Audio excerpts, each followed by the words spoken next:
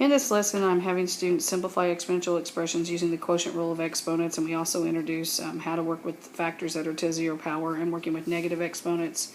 When you compare number 1 and number 2, that really is how I bring out the quotient rule when going over the warm-up with them, because they're used to expanding it out.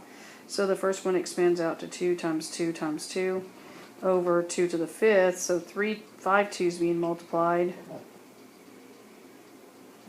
And then 3 of those divide out and go to 1, and you're just left with 2 the 2's being multiplied in the denominator, so that's 1 over 2 squared, which is 1/4.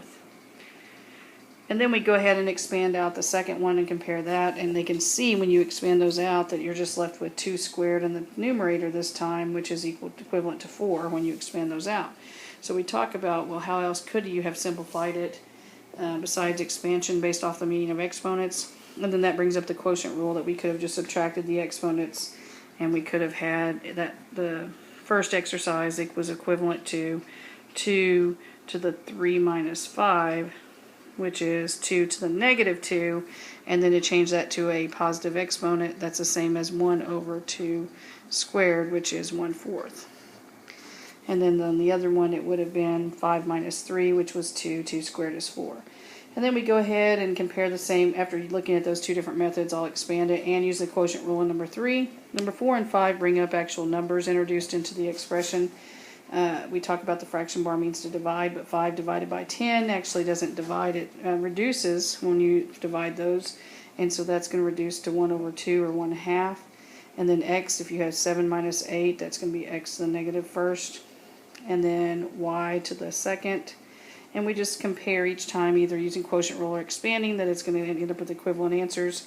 And then you're going to have z to the negative 4th when you have an understood exponent of 1 there. If you don't have an exponent on the each one of those, it's actually a 1 for the exponent. And 1 minus 5 is negative 4. And then we have to change the location of the z to the denominator to make it a positive exponent. We also have to change the location of the x to the denominator. So that's going to end up being y squared over 2x z to the 4th. And we just go through those three and compare that. When you get to number 5, we talk about, I do both of the problems two different ways. I show them that you can divide each expression individually and then multiply those, or you can multiply across and then divide out. So I'll show both of those methods, and they'll see that 10 divided by 2 is 5, and it ends up in the numerator. And that's just based off knowing your number sense of where numbers are. Just like if you had a 5 there, you know that that's in the numerator because it's 5 to the first power, and it's the same as 5 over 1. So there's an understood 1 of actually in the power and underneath in the denominator. So just having a number sense of where numbers are located based on in the numerator denominator, based off on their number sense, their foundation of their number sense. And the last problem, number 6, I look at x divided by x is equivalent to 1 because anything divided by itself is equal to 1. Well, I also bring into the account the zero exponent here.